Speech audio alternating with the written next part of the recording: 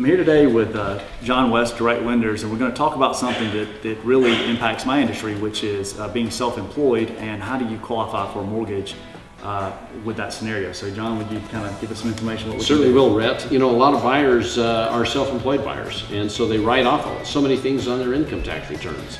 And it seems to penalize them because their net income seems very low.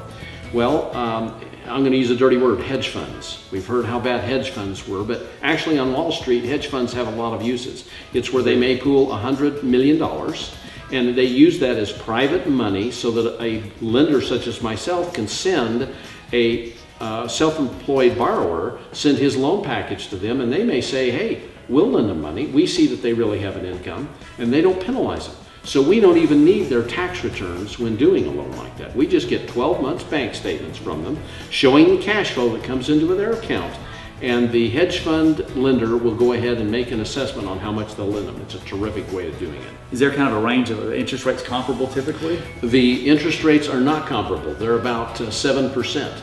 But historically, Rhett, 7% is an extremely good interest rate, particularly when no one else will lend you money.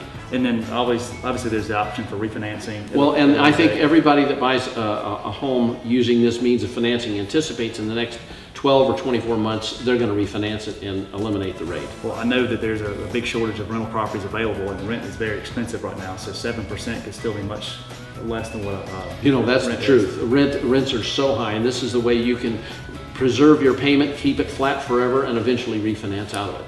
And typically, if someone didn't want to refinance back out, what is the, or they thought they may be having, cash come to them later in the future, what is the length of loan typically on these? It's a 30-year loan. It is 30, so they could keep it in its fixed rate for that whole time? Yes, it is. Fixed for 30. Good. So basically, you're just paying a little bit higher interest rate, but you have a solid loan for the whole time. Yes, you do.